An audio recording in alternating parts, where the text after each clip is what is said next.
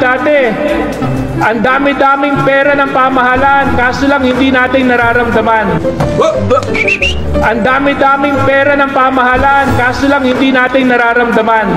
Ngayon, sa ilalim ng liderato ni Pangulong Bongbong Marcos, nararamdaman natin ang pondo ng pamahalaan dahil ito ay naibababa natin sa taong nangangailangan. Flashback.